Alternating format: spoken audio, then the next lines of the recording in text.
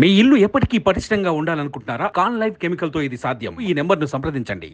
Sir, పాలిటిక్స్లో VPR brand అంటే ఏంటో ఇప్పుడు స్పష్టంగా కనిపిస్తోంది ప్రస్తుతం నడుస్తున్నటువంటి జిల్లా ఎన్నికలు చూస్తే. మరి డెవలప్మెంట్లో అదే బ్రాండ్ ఉండబోతుందా? ఖచ్చితంగా అది చేయాలనే కదా. ఆ బ్రాండ్ ఏముంది, మన జిల్లాలో నేను ఏదో ఒకటి చేసి చూపించాలా. మరి లోక్సభకు మీరు అడుగుపెట్టిన వెంటనే మొట్టమొదటిగా ప్రాధాన్యత ఇచ్చే అంశం ఏది ఉందంటారు మీరు? గెలవగానే ఇది చేసి పెడతాను వెంటనే. నేను ఈ ఇఫ్కో ల్యాండ్స్ని ఎట్లయినా ఇండస్ట్రీస్ తీసుకురావాలా. ఆ ల్యాండ్స్ ఇప్పటికి ఎన్ని సంవత్సరాల నుంచి కాంపౌండ్ వాళ్ళు కట్టి వదిలేసి ఉన్నారు. వచ్చేటప్పుడల్లా చూస్తున్నా దాన్ని, ఆ ల్యాండ్ని మనం యూటిలైజ్ చేసుకోవాలా. నాగరాజు గారు, ఈ విషయంలో ఒక విషయం చెప్పాలి. దాదాపు 15 ఏళ్ళ నుంచి చూస్తున్నాను, ప్రతి నాయకుడు కూడా ఇదే అంశాన్ని మాట్లాడుతున్నారు, గెలిచిన తర్వాత పట్టించుకోకుండా వదిలేస్తున్నారు. మరి విపిఆర్ గారు మన సమక్షంలో ఏమన్నా హామీ ఇవ్వగలుగుతారా? ఖచ్చితంగా గెలిస్తే ప్రతి నాయకుడు ఎన్నికల సమయంలో ఇది హామీని ఇవ్వడం, తర్వాత హామీని మర్చిపోవడము. మీరు ఇచ్చిన హామీని నిలబెట్టుకుంటారా? నేను 100% నిలబెట్టుకోవాలనే చెప్తున్నా. లీగలీ ఏదైనా ఇష్యూస్ ఉంటే తప్పక ఆ ల్యాండ్ మనం డెవలప్ చేయగలిగితే ఈ జిల్లా బాగుపడుతుంది. నెల్లూరు జిల్లా ఎందుకంటే మనకి వసతులు ఉన్నాయి. పోర్ట్ ఉంది, పోర్ట్ మంచి ఇదే కదా, వాటర్ ఫెసిలిటీ ఉంది మనకి. ఇటువంటి అన్నీ పెట్టుకొని మనము ఖచ్చితంగా చేయగలుగుతాం. చేయాలా. లీగల్ ఏదైనా ఇష్యూస్ ఉంటే నాకు తెలియదు. ఏదన్నా ఇప్పుడు ఆ ల్యాండ్స్లో ఇన్ని సంవత్సరాల నుంచి వాళ్ళు కొని ఆడ పెట్టుండారు, దాని మీద ఏమైనా ఉన్నాయా మనకు తెలియదు. అటువంటి లేనప్పుడు 100% రేపు గెలిచాను అనుకోండి, being a member of parliament, ఖచ్చితంగా నేను ఫస్ట్ ప్రయారిటీ దానికి అది ఏదన్నా డెవలప్ చేయాలా అని. సో దట్ చుట్టుపక్కల చేయాలని కోరుకుంటూ నా ప్రశ్నకు ఆన్సర్ రాలేదు ఇంకా. మీరు అంటే జగన్మోహన్ రెడ్డి గారితో పరిచయం అయితే చేశారు రాజశేఖర రెడ్డి గారు, కానీ ఆ రోజు లేని పొలిటికల్ యాంబిషన్ తర్వాత ఎందుకు వచ్చింది? రాజ్యసభను తీసుకోవడం ఇదంతా ఎందుకు వచ్చింది అంటారు? నాకు 2000 అప్పుడు నేను ఆయన జైల్లో ఉండడం నాకు కొంచెం ఫీల్ అయినా. వాళ్ళ మీద ఉన్న అభిమానంతో, వాళ్ళ ఫాదర్ మీద ఉన్న అభిమానంతో చాలా ఫీల్ అయినా. సో ఇతను మనం ఏదన్నా ఎప్పుడైనా ఇతనికి హెల్ప్ఫుల్గా ఉండాలనేది ఒకటి నాకు కలిగింది. ఎందుకంటే రాజశేఖర రెడ్డి గారు great personality, gentleman to the core. అటువంటి మనిషిని మనం చూడం. నాకు అది అంటే I'm telling from my heart. So he son కదా, ఎవరో కాదు, హీ సన్. సో నాకు అదే అభిమానం ఉండేది. దాంతో నేను నాకు ఆ అభిమానంతో నేను ఏదో అడ్వాంటేజ్ తీసుకోవాలని కాదు, ఇంకోటి కాదు. నాకు అసలు ఎప్పుడు అటువంటి ఇది కూడా లేదు.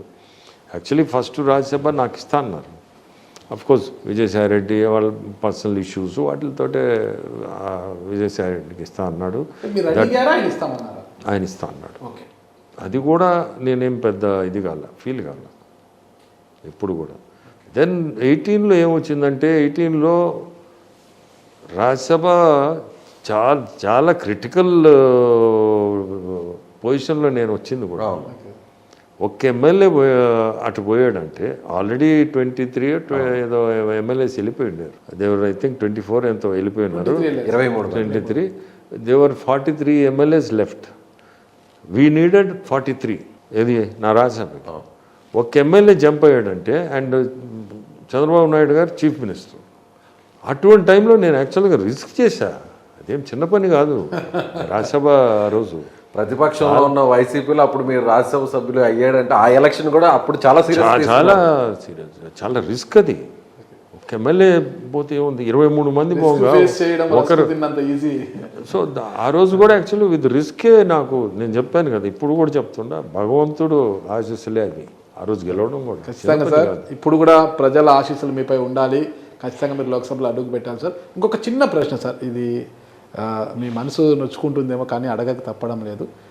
కొంతమంది అంటే మీరు అధికార వైఎస్ఆర్ కాంగ్రెస్ పార్టీలో ఉన్నప్పుడు మిమ్మల్ని అంటే మీ దంపతులు ఇద్దరిని కూడా ఆదర్శ దంపతులు, పుణ్య దంపతులు అని పొగిడిన వైసీపీలో ఉన్న కొంతమంది నాయకులు అవే నోళ్ళే ఈరోజు మిమ్మల్ని తూలనాడుతున్నాయి సార్. అంటే మీకు ఎలా అనిపిస్తుంది సార్? అక్కడ ఉన్నప్పుడు పొగిడారు మీ దంపతులు ఇద్దరిని, ఇప్పుడు తూలనాడుతున్నారు మిమ్మల్ని, మీకేమనిపిస్తుంది? నేరో మైండెడ్ థింకింగ్ ఇది.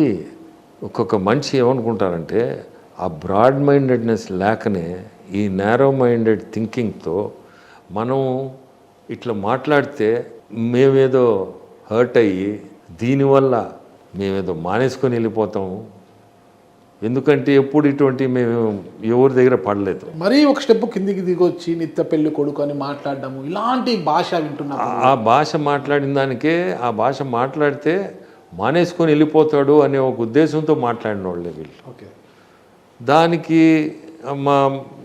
మా వైఫ్ దాని రిప్లై కూడా ఇచ్చింది. ఆ రిప్లైకి ఎంతమంది అప్రిషియేట్ చేశారంటే ఉన్నింది ఉన్నట్టు చెప్పడంతో. ఎందుకంటే ఎవరు మమ్మల్ని క్రిటిసైజ్ చేశాడో వాళ్ళ ఫాదర్స్ ఓన్ సిస్టర్ హౌస్కే ఈమె కూడా వాళ్ళ ఫాదర్ సిస్టర్ ఏ హౌస్కి డాటర్ ఇన్ లాగా పోయిందో అదే హౌస్కి ఇప్పుడు నా వైఫ్ కూడా డాటర్ ఇన్ లాగా పోయింది. నీట్గా ఎక్స్ప్లెనేషన్ ఇచ్చింది కదా. ఇచ్చిన దాన్ని లాట్ ఆఫ్ పీపుల్ అప్రిషియేటెడ్. ఎంత గొప్పగా ఉన్న ఫ్యాక్ట్సే కదా. అంతే కదా. ఇప్పుడు అతను చనిపోవడం ఇవన్నీ ఫ్యాక్ట్స్. ఈ చెప్పగలిగే ధైర్యం కూడా కావాలా, యాక్సెప్టెన్స్ కూడా కావాలా. అంటే యాక్సెప్టెన్స్ యాజ్ అ హస్బెండ్, నేను యాజ్ అ హస్బెండ్ టుడే నేను యాక్సెప్ట్ చేయాలి అటు చెప్పేదానికి పబ్లిక్లో. నేను బ్రాడ్ మైండెడ్ థింకింగ్ నాది. ఏదైనా ఓపెన్గా ఉండడం నాకేమో అనిపించలేదు. It's a good thing. మనం ఎక్స్ప్లెయిన్ చేసి చెప్పేస్తే ఒకసారి ప్రజలందరికీ తెలిస్తేనే మంచిది. చాలా మంచి నిర్ణయం సార్, మంచి నిర్ణయం. ఈరోజు ఎంతమంది మాకు అప్రిషియేట్ చేశారు. ఇది చాలా సంతోషం సార్. ఇలాంటి ఓపెన్ మైండే కావాలి.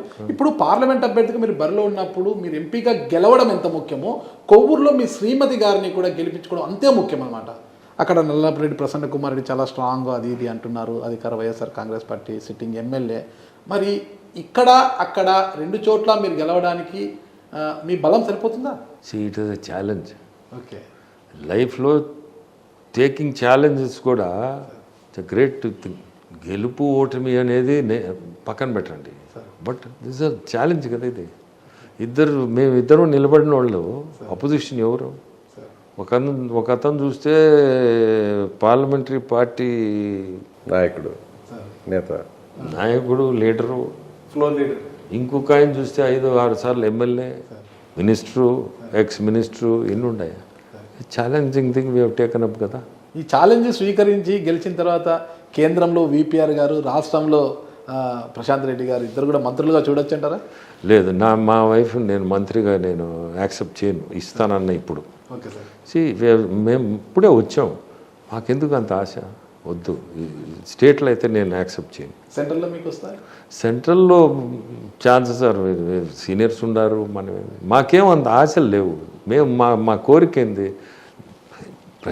ప్రజలకి హెల్ప్ చేయడమే మా కోరిక, సేవ చేయడమే మా డైరెక్ట్గా చేయాలనేటువంటి ఉద్దేశంతో. అంతేగాని ఈ మినిస్ట్రీలు ఆ మినిస్ట్రీలు మాకు ఇంట్రెస్ట్ కూడా లేదు. ఒకవేళ రేపు చెప్పినా కానీ స్టేట్లో చెప్పినా కానీ నేను యాక్సెప్ట్ చేయను, మీకు చెప్తుండే ఈరోజు. Okay, thank you sir. ఇక ఫైనల్గా తీసుకుంటే నెల్లూరు జిల్లా అంటే ఆక్వా రంగానికి పెట్టింది పేరు సార్. మరి ఆక్వా రంగం బలోపేతానికి విపిఆర్ గారు ఎలాంటి చర్యలు తీసుకోబోతారు సార్? అది ఇప్పుడు ఈరోజు యాక్చువల్లీ ఆక్వా ఇండస్ట్రీ నెల్లూరు జిల్లాలో one of the leading industries.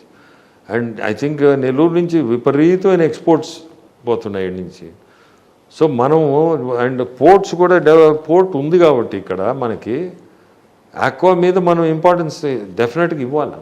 ఈరోజు యాక్చువల్లీ కరెంట్ బిల్స్, ఇటువంటి కరెంట్ ఛార్జెస్ అన్నీ కూడా ఒక 5 acres ఏదో ఉంది, ఆ లిమిట్ దాటితే they have to pay normal charges.